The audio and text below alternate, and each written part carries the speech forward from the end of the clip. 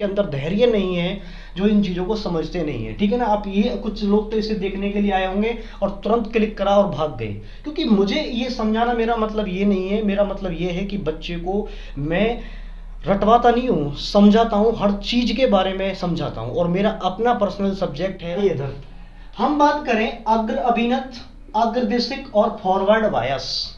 Forward bias का मतलब होता है, इसे हम इंग्लिश में बोलते हैं फॉरवर्ड, यानी कि आगे की तरफ बायस, BIS।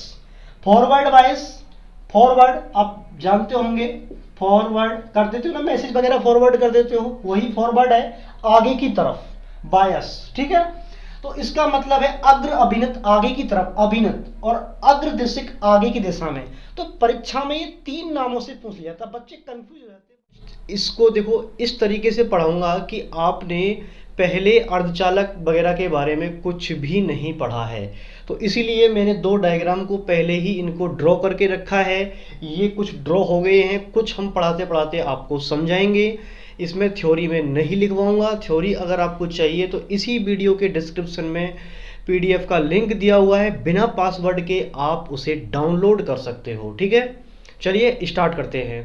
N टाइप अर्धचालक और P टाइप अर्धचालक होते हैं, क्योंकि आप जानते हो PN संधि डायोड यानी कि दोनों प्रकार के अर्धचालकों को, P टाइप और N टाइप के अर्धचालकों को मिला करके बनता है। ठीक है ना, यानी कि दोनों को एक साथ जोड़ करके बनता है। तो N टाइप जो अर्धचालक है उसे हम कैसे पहचानेंगे? देखिए, अर्धचालक के कितने प्रकार होते हैं। अर्धचालक वैसे अगर हम बात करें, जैसे सिलिकॉन है, जर्मेनियम है, ये बहुत अच्छे अर्धचालक माने जाते हैं। इनके जो आउटर मोस्ट ऑर्बिट होते हैं, यानी कि जो बाहरी कक्षा होती हैं, उनमें 4 इलेक्ट्रॉन होते हैं। वैसे तो कार्बन के भी 4 इलेक्ट्रॉन वो होते हैं, बाहर आउटर मोस्ट जो ऑर्बिट होती है उसमें 4 इलेक्ट्रॉन होते हैं। लेकिन इन्हें अर्धचालक के जो अगर हम बात करें नज़रिए से, इनको बहुत अच्छे अर्धचालक माना जाता है। तो अगर हम बात करें सिलिकॉन और जर्मेनियम में, अगर हम कोई अशुद्धि नहीं मिलाते हैं, सिलिकॉन और जर्मेनियम में कोई भी अशुद्धि नहीं मिलाते हैं, दोनों की संयुजता कितनी होती है? 4 होती है। ठीक है ना, दोनों की संयोजकता कितनी होती है? 4। ये यहाँ गलती से माइनस हो गया है। दोनों की संयोजकता होती है 4। अब हम बात करें सिलिकॉन का बना या जर्मेनियम का, कोई एक ले लीजिए आप, कोई एक ले लीजिए। अब हम देखते हैं कि अर्धचालक होते हैं 2 प्रकार के। एक तो होते हैं क्या? निज अर्धचालक। ठीक है, एक क्या होते हैं? निज अर्धचालक। और दूसरे बात करें तो दूसरे हम बोलेंगे बाह्य अर्धचालक। तो निज अर्धचालक क्या होते हैं? देखिए, ये जो आपको दिख रहा है, ये एक निज अर्धचालक का क्रिस्टल बना हुआ है यहाँ पर। निज अर्धचालक वे अर्धचालक होते हैं जिनमें कोई भी अशुद्धि नहीं होती है। और मैं अगर बात करूं तो जो निज अर्धचालक हैं अपने आप में एक शुद्ध रूप में होते हैं, उन्हें हम निज अर्धचालक बोलते हैं। वैसे तो सारे अर्धचालक निज अर्धचालक ही होते हैं, जब तक उनमें कोई बाहर से अशुद्धि ना मिला दी जाए। ठीक है ना, कोई अपद्रव्य ना मिला दिया जाए, तब तक वह निज अर्धचालक ही कहलाते हैं। अब हम इन्हें बाह्य अर्धचालक कैसे बनाएंगे? देखिए, बाह्य अर्धचालक इन्हें बनाने के लिए हमें क्या करना होगा? बाह्य अर्धचालक बनाने के लिए, जैसे हमारे पास ये जर्मेनियम का क्रिस्टल है। किसका क्रिस्टल है? ये जर्मेनियम का क्रिस्टल है। इसे हमें बाह्य अर्धचालक बनाना है। आप या तो बनाओ N टाइप या बनाओ P टाइप। आप यहाँ N टाइप और P टाइप को ट्रिक से समझोगे। अब यहाँ पर मैं बात करूं कि ये आता है P टाइप। क्या आता है यहाँ पर? P type. P टाइप का मतलब आप समझ सकते हो कि पॉजिटिव। क्या समझ सकते हो आप? पॉजिटिव।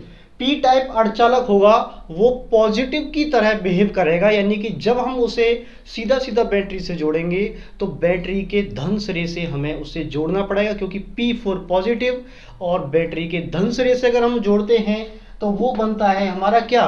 अग्र अभिनत। अब इसको भी डिफरेंट नामों से इनको जाना जाता है। परीक्षाओं में प्रीवियस ईयर में कई बार अलग अलग नामों से आया है। तो पहले हम बैक होकर के वहीं आ जाते हैं। देखिए, ये हमारा निज अर्धचालक है, यानी कि इसमें कोई भी अशुद्धि नहीं मिली है। जिसके आउटर मोस्ट ऑर्बिट में 4 इलेक्ट्रॉन होते हैं, उन्हें हम अर्धचालक बोलते हैं। ठीक है ना, शुद्ध अर्धचालक ही निज अर्धचालक कहलाते हैं। क्या कहलाते हैं? वो निज अर्धचालक कहलाते हैं। अगर हम इनमें संयोजकता यानी कि +3 संयोजकता या +5 संयोजकता वाले कोई, दोनों में से कोई एक अपद्रव्य मिलाते हैं, तो ये अर्धचालक हमारे बाह्य अर्धचालक बन जाते हैं एन टाइप और पी टाइप। तो देखो एन टाइप अगर बनाना है तो कैसे बनेगा, देखिए अगर हम इसमें संयोजकता 5 वाली अशुद्धि इसमें मिलाते हैं, संयोजकता 5 वाली अशुद्धि अगर इसमें मिलाते हैं और यहां पर कर देते हैं हम +5, ठीक है ना, हमने यहां पर कितना कर दिया +5, संयोजकता 5 वाली अशुद्धि अगर इसमें मिलाते हैं तो इसका मतलब ये है कि इसमें +5 का मतलब है इसके जो आउटर मोस्ट ऑर्बिट होते हैं, इसके जो आउटर मोस्ट ऑर्बिट होते हैं उसमें कितने इलेक्ट्रॉन होते हैं, आउटर मोस्ट ऑर्बिट में 5 इलेक्ट्रॉन होते हैं। अब बात आती है कि इसके जो 4 इलेक्ट्रॉन है, क्योंकि जर्मेनियम के 4 इलेक्ट्रॉन होंगे।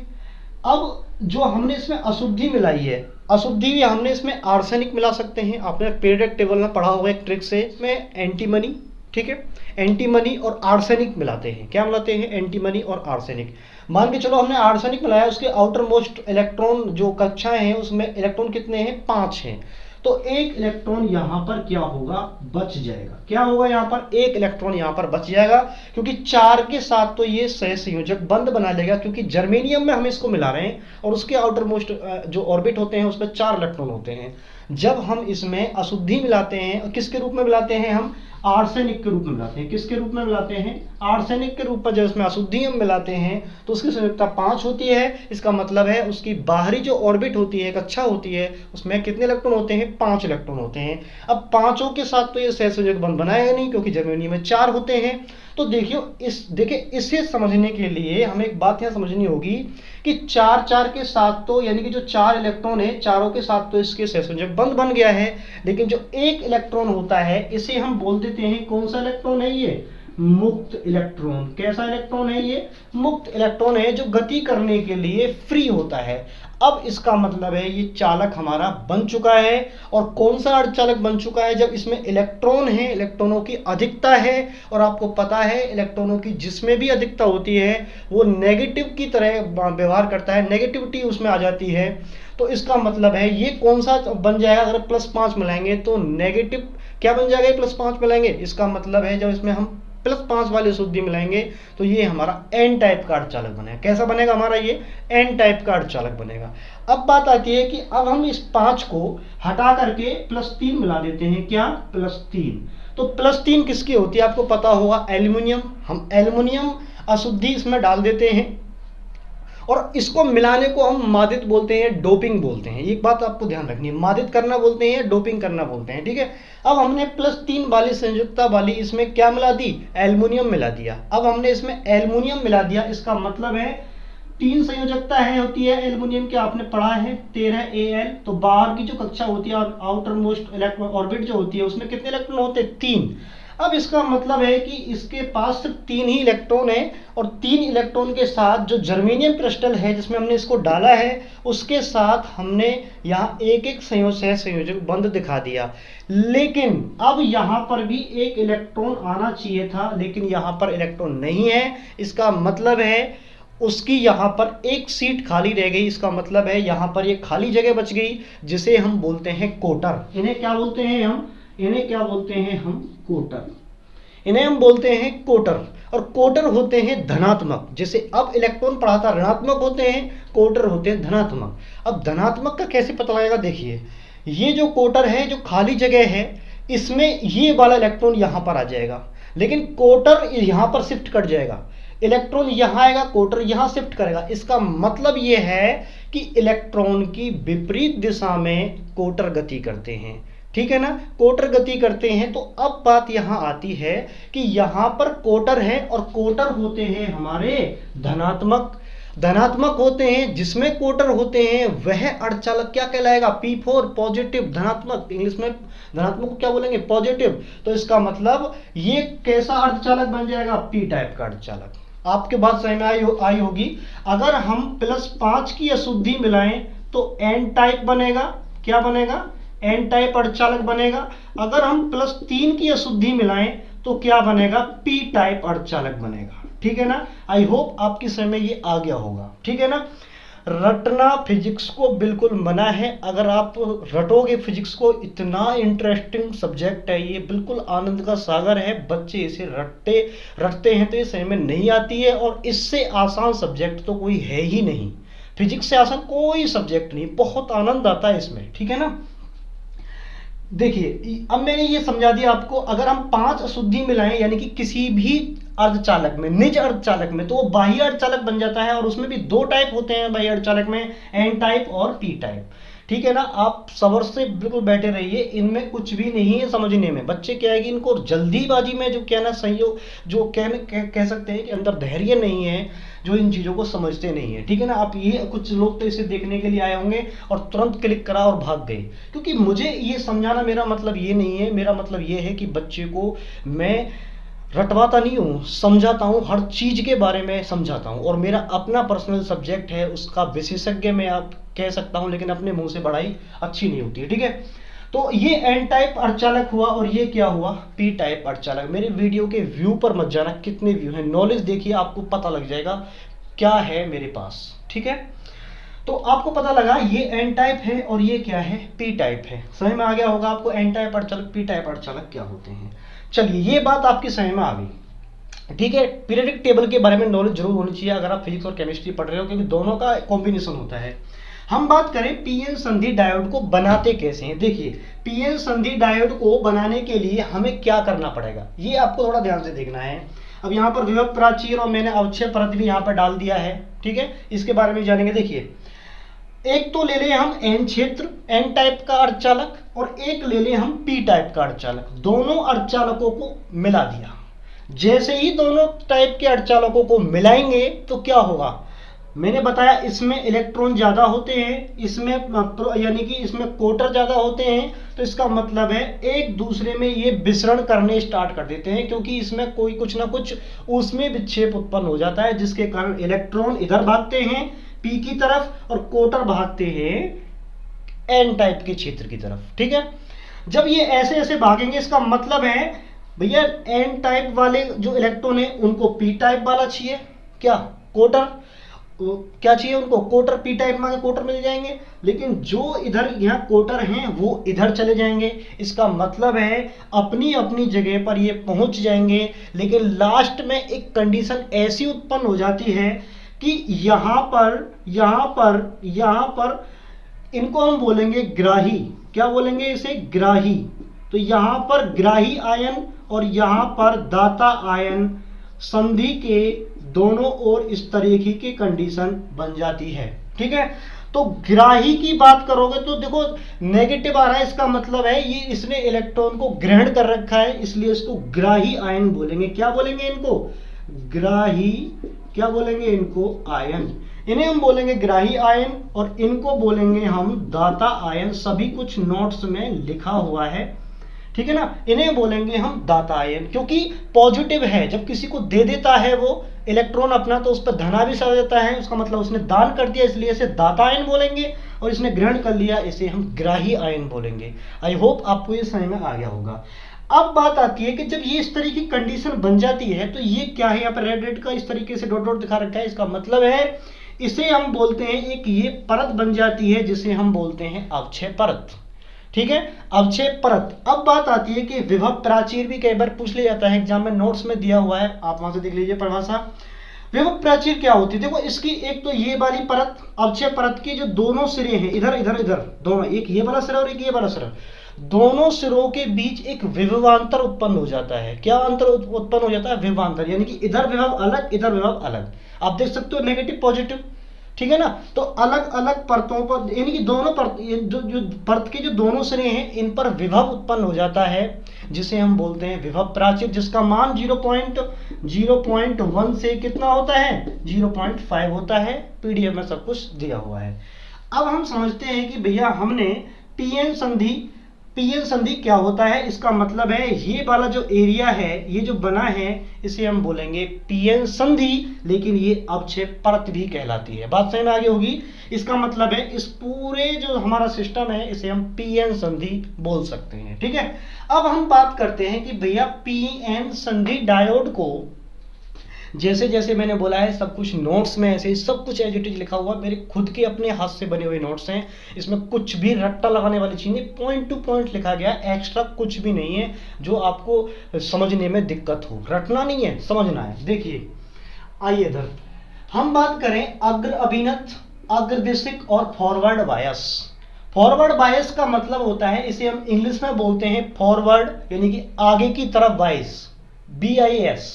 फॉरवर्ड बायस, फॉरवर्ड आप जानते होंगे, फॉरवर्ड कर देते हो ना, मैसेज वगैरह फॉरवर्ड कर देते हो, वही फॉरवर्ड है, आगे की तरफ बायस, ठीक है। तो इसका मतलब है अग्र अभिनत, आगे की तरफ अभिनत, और अग्रदिशिक आगे की दिशा में। तो परीक्षा में ये 3 नामों से पूछ लिया था, बच्चे कंफ्यूज हो जाते हैं, बच्चे पढ़ के इसको चले जाते हैं, इनके दोनों के बारे में उन्हें पता ही नहीं है, वो क्वेश्चन को छोड़ के आ जाएंगे। लेकिन अब नहीं, क्वेश्चन को छोड़ोगे आप। तो इसका मतलब है इसके 3 नाम है, अग्र अभिनत, अग्रदिशिक और फॉरवर्ड बायस। उसी प्रकार उल्टा है तो उत्क्रम, उत्क्रम को हम क्या बोलते हैं, रिवर्स, कहते हैं ना रिवर्स में कर दे, इस तरीके से किसी चीज को क्या है, रिवर्स में उल्टा कर दे, तो इसका मतलब है ये रिवर्स, ठीक है। आपकी समझ में आगे होगा, यहाँ पर लिखा हुआ है इंग्लिश, ठीक है, क्या रिवर्स। नोट्स में कहता बाइलिंगुअल हेडिंग डली हुई है, ठीक है ना, उत्क्रम और रिवर्स में आपको वहां मिलेगा, इंग्लिश में लिखा हुआ, ठीक है। अब बात करें इसका, जो इसके भी 3 नाम होते हैं, पश्चदिशिक और क्या, रिवर्स बायस। अब इनको समझेंगे कैसे, देखिए मैंने बताया जब पीएन संधि डायोड को हम कैसे बनाते हैं, कि एक तो लिया हमने एन क्षेत्र और एक लिया पी क्षेत्र, या एन टाइप का अर्धचालक और पी टाइप का अर्धचालक, दोनों अर्धचालकों को क्या कर देंगे, मिला देंगे। जैसे ही दोनों अर्धचालकों को मिलाएंगे तो आपको पता है इलेक्ट्रॉन का विसरण पी क्षेत्र की ओर होगा और कोटर का विसरण कहाँ हो जाएगा, एन क्षेत्र की ओर विसरण हो जाएगा।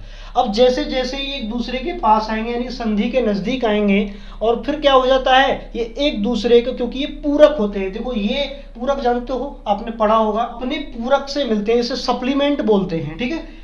ये इलेक्ट्रॉन अपने कोटर से मिलते हैं, कोटर इलेक्ट्रॉन से मिलते हैं, तो एक दूसरे को क्या कर देते हैं, विलुप्त कर देते हैं। चलिए हमने इनको अभी तक किसी भी बैटरी वगैरह से नहीं जोड़ा, यहाँ पर क्या है, कुंजी लगा देते हैं। क्या लगा देते हैं हम यहाँ, कुंजी। अब ये कुंजी क्या है, यहाँ पर खुली हुई है, ठीक है, ये कुंजी क्या है, यहाँ पर खुली हुई है, वैसे कुंजी लगाने की जरूरत नहीं है हमें, खुली हुई है, इसका मतलब बैटरी से इसका संपर्क हटा हुआ है।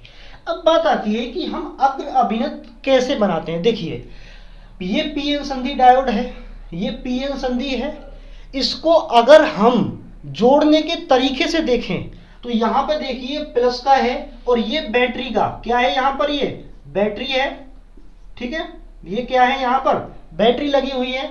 बैटरी के प्लस सिरे को देखो, हाँ एक चीज और आपको ध्यान देना है, यहाँ पर इसका प्रतीक को आपको ध्यान रखना है। ये प्रतीक इसका इस तरीके से बनता है, मैंने थोड़ा सा यहाँ पर वो कर दिया है, ओवर राइटिंग सा हो गया, ठीक है। तो ये इसका क्या होता है, प्रतीक होता है। प्रतीक का मतलब यहाँ पर P है और यहाँ पर क्या है, N है, दोनों को मिला करके क्या बनता है, पीएन संधि डायोड। तो इस प्रतीक से इसको हम दर्शाते हैं। यहाँ पर ये होता है हमारा, अगर पहले आया है एनोड और यहाँ पर क्या आ जाएगा, यहाँ पर ये कैथोड, ठीक है। तो ये हमारा हो गया एनोड और ये हो गया हमारा कैथोड। बात समझ में आ गई होगी, ये एनोड हुआ हमारा, ये क्या हुआ हमारा कैथोड, ठीक है। इसे एनोड और इसे बोलते हैं हम कैथोड। तो ये इसका प्रतीक है पीएन संधि डायोड का, ठीक है। अब हम इसको दोबारा वहीं आ जाते हैं, अग्र अभिनत, अग्रदिशिक या फॉरवर्ड बायस, इनको हम बनाते हैं, बस बैटरी का तरीका हम बदल देते हैं, उसी तरीके से उसकी जो कंडीशन है वो बदल जाती है।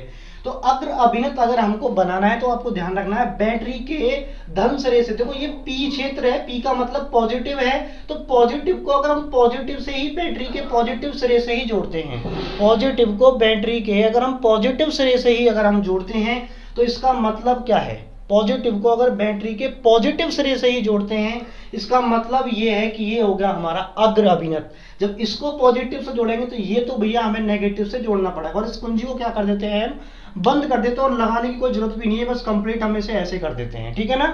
तो अब ये जो बना हुआ है ये अग्र अभिनत है।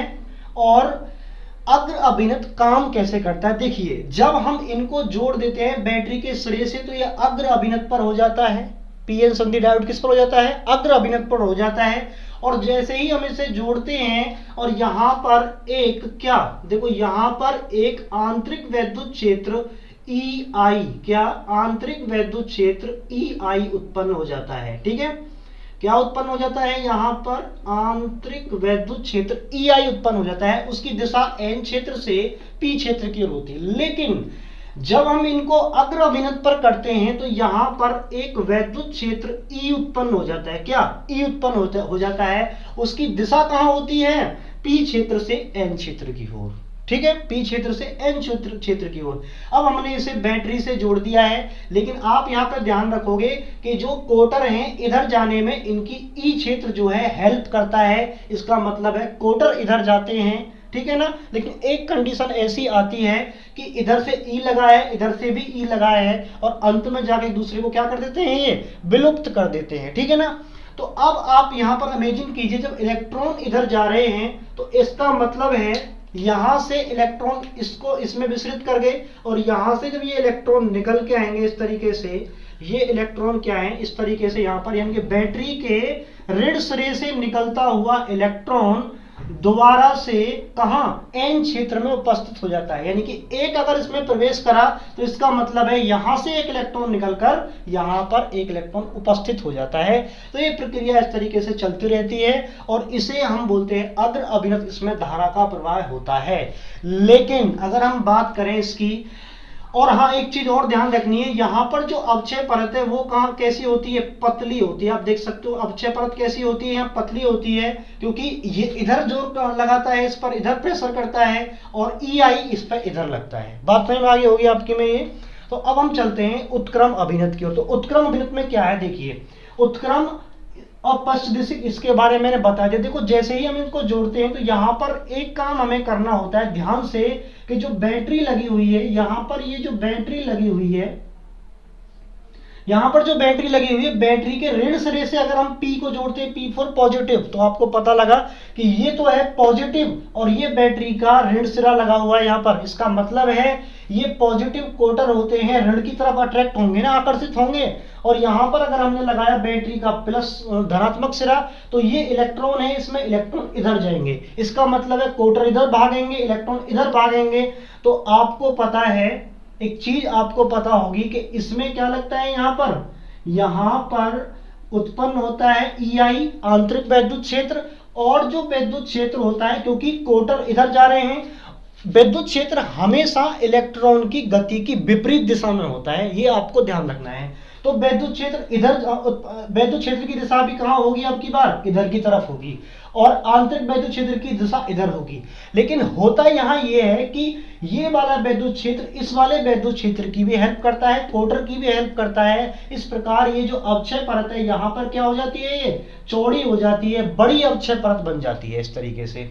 अब हम कहें क्या इसमें से धारा बहेगी? नहीं, क्योंकि यहां से तो देखो इलेक्ट्रॉन का प्रवाह हो रहा था, लेकिन यहां से कोटर इस तरीके से बैटरी में आ जाएंगे, यानी कि ये पॉजिटिव है, और ये क्या है यहाँ पर नेगेटिव से सिरे से जुड़ा हुआ है। तो यहाँ पर आके ये फिनिश हो जाएंगे, और यहाँ पर आके ये इलेक्ट्रॉन पॉजिटिव सिरे में आके बैटरी में क्या हो जाएंगे? ये खत्म हो जाएंगे, दूसरे में क्या हो जाएंगे? विलुप्त हो जाएंगे।